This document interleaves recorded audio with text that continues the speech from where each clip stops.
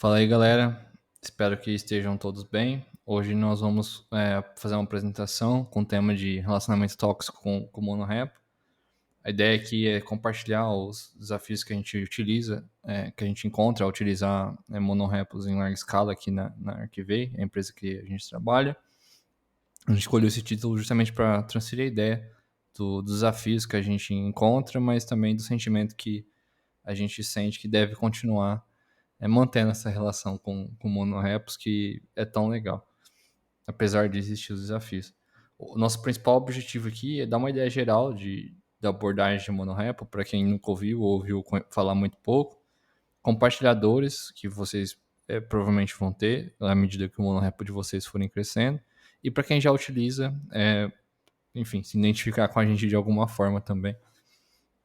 E talvez tirar algum insight daqui, alguma linha de pensamento para poder evitar erros no futuro aí.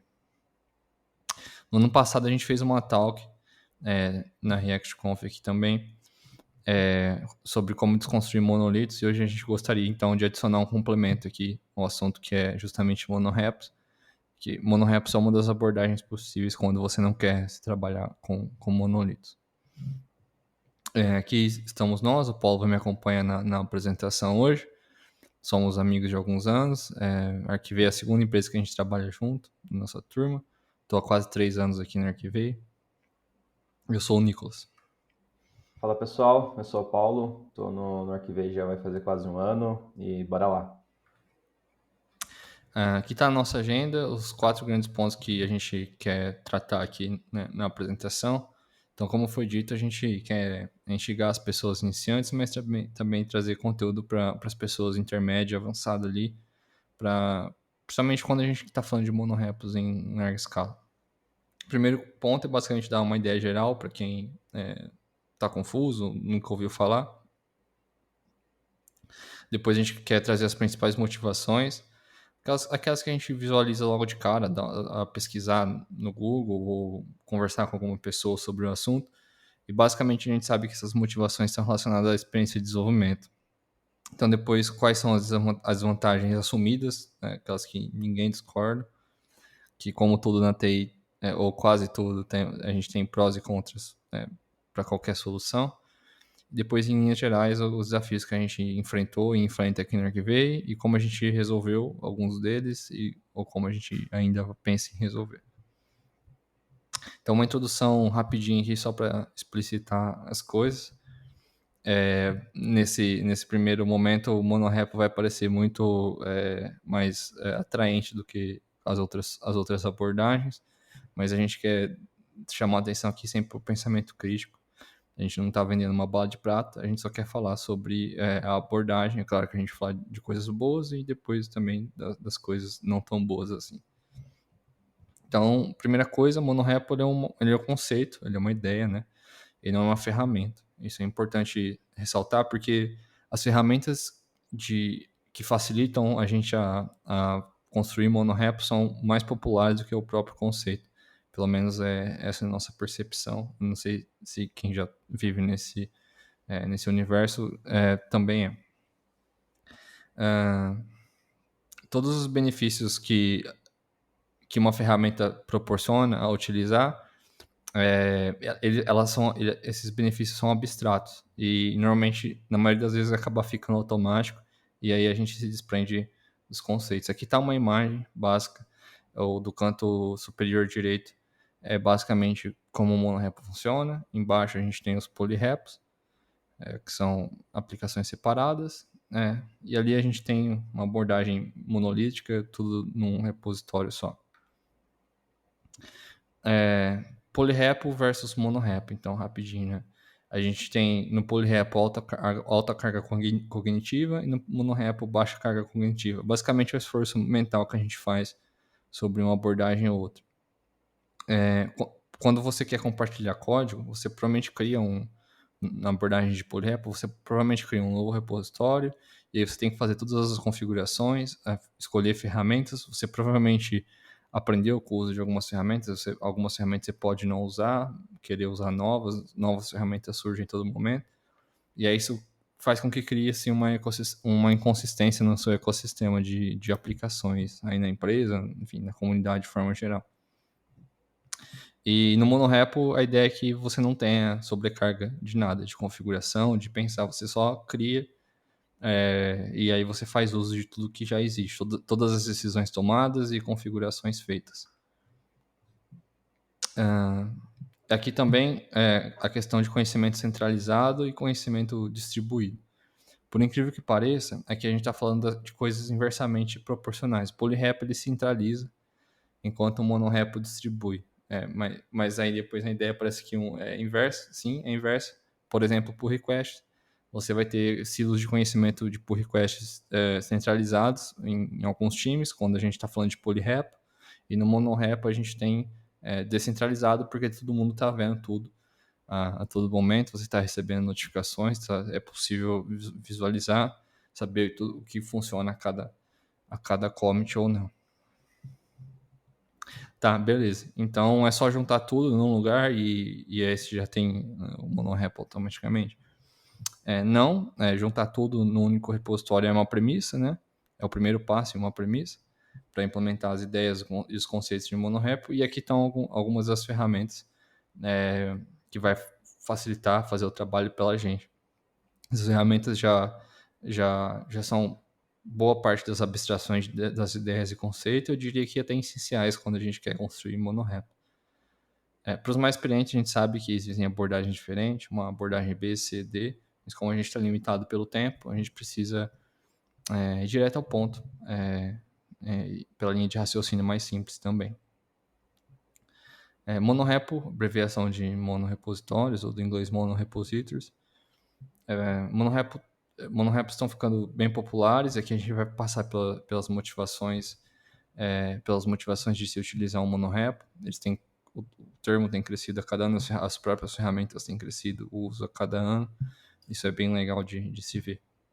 Então aqui tá as nossas motivações, nossas motivações, mas imagino que da comunidade geral, pesquisando em blog posts, conversando com outras pessoas, é isso que a gente encontra de discussões por aí. Então, digamos que um polyrepo, um só repo, é uma forma padronizada, normal de desenvolver aplicações. E aí cada um tem sua própria configuração, seu próprio jeito de fazer deploy, suas próprias maneiras de lidar com testes, com linters. As equipes querem tomar decisões a todo momento de como essas coisas vão funcionar. E aí no monorepo a gente tem isso de forma centralizada, né? Como a gente já comentou. E aí no polyrepo isso não é tão centralizado por justamente o pessoal justificar no argumento da autonomia. Essa autonomia ela é proporcionada pelo isolamento, né, que esses polyrepos se encontram. E o isolamento ele vem ao custo de prejudicar a colaboração ou talvez até inviabilizar. Então a gente tem autonomia no polyrepo e colaboração no monorepo de forma mais aguda. Não significa que a gente não possa ter colaboração no monorepo também, autonomia, perdão, mas o principal ponto aqui é centralizar decisões e prever colaboração. Experiência de desenvolvimento. Então, certamente o que dificulta ou facilita a experiência de desenvolvimento é uma discussão muito ampla, tá? Como a gente está no evento de front-end, vamos olhar rapidinho aqui para o ecossistema JavaScript para a gente citar algumas coisas, como versão do Node, versões de dependências, comandos de uniformes de testes, de linters, uma biblioteca única para formatação de código, de fazer deploy. Todas essas decisões, em tese, elas são tomadas apenas uma vez, dado que são boas decisões. Isso evita retrabalho, é fácil de testar o ecossistema todo integrado com isso. E a experiência de desenvolvimento, com tudo isso integrado, ajuda até a prevenir erros, bugs, que podem acabar impactando o nosso sistema.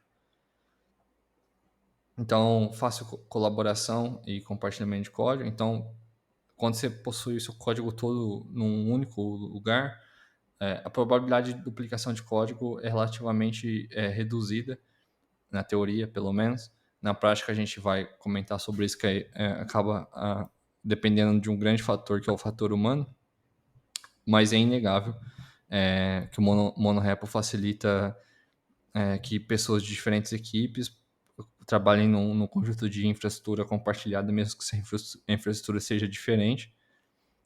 Ou seja, não significa que você vai deixar de ter código duplicado automaticamente, mas o monorepo ele traz visibilidade e rastreio às duplicações de código, e então basta você atuar para evitar essas duplicações. Fator escalabilidade aqui, a gente sabe que escalabilidade logo a gente pensa em computacional, né? Então, servidores, performance de código, mas escalabilidade também passa pelo fator pessoas. A gente citou pessoas no slide anterior. Então, se uma pessoa chega no seu monorepositório, no seu monorepo, e consegue somar de forma rápida e eficiente, é sinal de que a gente tomou boas decisões e o monorepo consegue sobreviver por conta própria. Caso isso não aconteça, a gente vai ter grande problema afetando tudo, o ecossistema todo e a todos. Então o problema está visível, está latente, está incomodando todo mundo, porque realmente um problema no monorep ele acaba impactando em todos os lugares. Aí basta a gente rever a decisão, refazer ela e seguir em frente, sempre buscando escalabilidade. Bom, já com as nossas motivações apresentadas, vamos falar um pouquinho das desvantagens que a gente tem ao assumir essa abordagem de monoreps, tá? Acho que a primeira desvantagem que a gente tem, que eu posso comentar, é a questão de code share. Quando a gente está começando a olhar sobre monoreps, a gente vê isso como uma vantagem, mas a partir do momento que o seu projeto começa a escalar, a gente vê que não é bem assim, tá? O compartilhamento de código, ele começa a ficar meio confuso e burocrático ali conforme o projeto vai evoluindo. Obviamente que isso vai depender muito da abordagem que você vai estar adotando para o seu projeto, tá? Então, pode ser que aconteça num cenário A, mas não aconteça num cenário B, tá? Então, isso não é uma regra única. Também tem questão de coisas que simplesmente podem funcionar de forma mágica, vamos comentar assim, de dependências falando, né? Às vezes você tem uma dependência instalada num pacote A, você quer utilizar um pacote B, você acaba importando ela, e por ela estar ali no mesmo contexto do monorepo, a importação vai funcionar, ele vai conseguir resolver essa dependência, mas não vai conseguir, mas não vai ter a necessidade de você ter essa dependência instalada no seu package JSON, tá? Também a gente tem o papel da abstração quando a gente está fazendo a questão de code share dentro do monorepo, por isso que a abstração é tão importante quando a gente fala dessa estrutura. Inclusive, tem empresas que abrem vagas exatamente só para pessoas ficarem responsáveis de criarem abstrações, a gente chama de Abstractor Engineer. Enfim. Outro ponto de desvantagem que eu posso comentar também é a questão de performance, tá? Aqui, performance, eu não vou falar somente de performance de código, tá? É interessante a gente destacar também a performance de gerenciador de códigos, como o Git, por exemplo. Eu acho que um exemplo que eu posso citar bem interessante do nosso dia a dia é o próprio Twitter. O Twitter sofreu muito com esses problemas quando ele começou a migrar para a estrutura de monorepos. Então, conforme o pacote foi escalando ali, os desenvolvedores começaram a ter problemas ali de simplesmente fazer um git clone demorava horas, fazer um git log, por exemplo, demorava minutos para poder conseguir executar o comando. Então, a gente tem dificuldades de performance na questão de pesquisa e edição de código. O Git não vai escalar legal. Obviamente que hoje a gente já tem alternativas ao Git focadas em monorep, tá? Então, é sempre interessante ficar de olho nisso. Também é interessante quando você está numa abordagem monoreps, você ter meio que um sistema virtual de arquivos, onde você não precisa fazer o clone total do seu repositório, você só tem uma parte ali do seu código virtualmente na sua máquina, que você consiga trabalhar em cima dele. E também começar a pensar em recursos como indexação, pesquisa e descoberta de códigos como um serviço, para poder facilitar ali o dia a dia do desenvolvedor, tá? Um terceiro ponto que eu posso comentar também é a questão de builds complexas. Quando você tem um monorepo onde você tem projetos para front-end, back-end, pacotes, você vai começar a gastar um tempo enorme até você conseguir abranger todos esses tipos de variações de deploys, né? Então, você vai ter um tempo enorme gastado nesse ponto, então é bem interessante você ter alguém no seu time que seja focado em um Ops, meio com um DevOps ali, que tenha habilidade suficiente de conseguir resolver esses problemas do dia a dia junto com a equipe para esse monorep poder escalar de uma forma mais saudável possível, tá? Um quarto ponto também que eu posso comentar é a questão de acoplamento e open source. Quando você trabalha com monorepo, infelizmente você tem um forte acoplamento entre os pacotes e isso impossibilita de você querer compartilhar ou um pacote específico ou uma pequena parte do código. Um exemplo que a gente pode citar é até um caso que a gente viveu esse ano. A gente tem um design system do Archivay e a gente tem a expectativa de colocar ele como open source. E esse design system inicialmente estava dentro do nosso monorepo de front-end e a gente teve problemas de conseguir compartilhar esse carinha, a gente precisou criar um polyrepo, a gente precisou migrar código. Infelizmente, alguns commits ali a gente teve dificuldade de conseguir realizar essa migração. Essa questão de histórico de alterações também é complicado você conseguir fazer essa migração. Então, é sempre interessante, quando você for fazer um projeto, você pensar bem se ele vai ser realmente privado ou público para você tomar essa decisão se você vai no seu monorepo ou você vai no polyrepo ou só repo. Bom, comentadas essas desvantagens que a gente tem dentro do monorepo, vamos falar um pouquinho do que a gente aprendeu no dia a dia no Archivay, tá? O primeiro ponto que a gente aprendeu no dia a dia é a questão de switch de testes, tá? No dia a dia do desenvolvedor, a gente acaba esquecendo um pouco que teste também é código e, de certa forma, ele também vai realizar uma interface ali ou com o navegador ou com o servidor. Então, esse teste que a gente escreve também vai passar pelos mesmos problemas que um código comum, entre aspas, vamos colocar aí, que a gente envia para produção, por exemplo.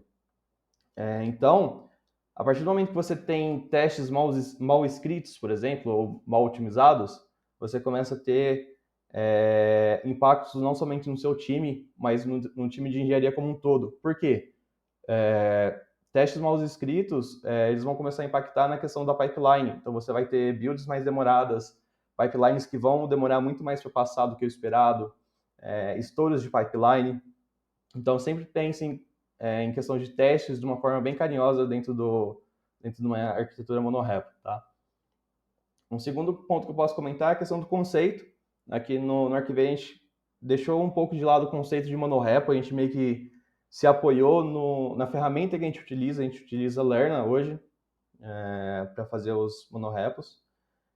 Então, a gente acabou se apoiando muito nessa ferramenta. Essa ferramenta, não sei se todos sabem, mas ficou um tempo sem manutenção, até que o NX, o pessoal da Nirol, assumiu a frente do projeto novamente para dar vida, trazer atualizações e tudo mais. Então, um ponto que eu trago é sempre questionem as abordagens das ferramentas que vocês trazem ali no dia a dia de desenvolvimento do seu monorepo. A partir do momento que você está questionando isso todo dia, você tem uma evolução muito mais saudável no acompanhamento da tecnologia dentro desse ecossistema, tá? Um terceiro ponto é a questão de visibilidade e alinhamento. É impossível ou bem difícil você conseguir que todo desenvolvedor da sua equipe tenha um contexto sobre cada parte ou cada pacote que está ali envolvido no seu monorepo, tá? Então é sempre interessante você ter um desenho, mesmo que seja mínimo, da sua arquitetura, tá? Com uma breve explicação. Isso daí facilita o dia a dia ali do desenvolvedor, saber o que cada pacote faz, facilita também na entrada de novos desenvolvedores na equipe e também facilita a questão de refatoração, evolução e manutenção de código e débitos técnicos, tá? Então sempre ter uma documentação mínima de como é a sua arquitetura dentro daquele projeto é sempre interessante. Um quarto ponto que eu posso comentar também é sobre commits. Quando a gente trabalha dentro do monorepo, é sempre interessante você utilizar commits como se fossem pequenos posts ou blogs. Isso daí serve como documentação entre as equipes. Eu acho que um exemplo que eu posso citar é um pacote A é utilizado por uma equipe X e essa equipe X acaba passando por um processo de atualização desse pacote. Então, as alterações que foram feitas ali acaba servindo como documentação para outras equipes, caso não queiram fazer o mesmo processo de atualização, seguir. Então, dentro desse commit, a pessoa já vai saber o que foi necessário, quais foram os break changes, como foi toda a dor do desenvolvedor dentro daquele processo até conseguir atingir o resultado que era a atualização do pacote, tá? Então, considerações finais, falando sobre isso daí. Políticas de criação de pacote. É sempre interessante você pensar em políticas de criação de pacote, porque dentro de um ecossistema de monorepo, você sempre vai ter código duplicado. Isso é fato, não tem como evitar, tá? Por quê? Às vezes a pessoa ali da sua equipe, às vezes não tinha contexto de onde poderia ser o melhor lugar de se colocar aquele código, por isso acaba duplicando, ou até mesmo, de certa forma, uma vaidade pelo desenvolvedor de criar um novo pacote ali que faz a mesma coisa que um outro pacote que já existe dentro do ecossistema do seu projeto, né? Um outro ponto também que eu posso comentar é a questão de automatização de rotinas, tá? Rotinas básicas. A gente tem uma pessoa dentro da comunidade da React Brasil que comenta bastante sobre a questão de abstração, e a gente nunca entendeu de fato o porquê que essa pessoa comentava muito sobre questão de abstração até a gente conseguir vivenciar isso na pele. Inclusive, um grande abraço aí para o Sibelius. Então, como o Sibelius sempre fala, automatize as suas rotinas. Automatize criação de pacote, automatize sua infra as code. Então, sempre as pequenas tarefas do seu dia a dia, tente automatizar isso da forma mais saudável possível, tá? Outro ponto que eu posso comentar é a questão de performance. Aqui, performance, eu não vou colocar performance como código, tá? Performance e custo, no caso. Eu falo performance como desenvolvedor, que às vezes um time pode ser impactado ali no dia a dia pela questão da falta de autonomia. Infelizmente, monorepos trazem um pouco dessa amarra quando o assunto é tomar algumas decisões técnicas, tá? Então, conheça também bem sobre as ferramentas que vocês utilizam para CI/CD. Como a gente vem reforçando bastante, é algo que pode custar, pode sair caro para vocês. Então, sempre estejam de olho nesse tópico, tá? E um último carinho aí é que débitos técnicos vão encomendar mais do que você utilizando uma arquitetura de polyrepos. Por quê? Débitos técnicos, eles existem, independente do sistema que você vá, isso é da natureza do software, faz parte do ciclo de vida, não tem como alterar isso. E é interessante você ter na sua equipe um pensamento de começar a olhar mais a esses débitos técnicos. Por quê? A partir do momento que você começa a olhar esses débitos técnicos, esses carinhas vão começar a incomodar muito mais do que o comum. E pode até chegar a algumas situações chatas de envolver débitos técnicos. Então, sempre olhem para esses carinhas, sempre estejam com eles em mente e tentem fazer o melhor para poder resolver eles, tá?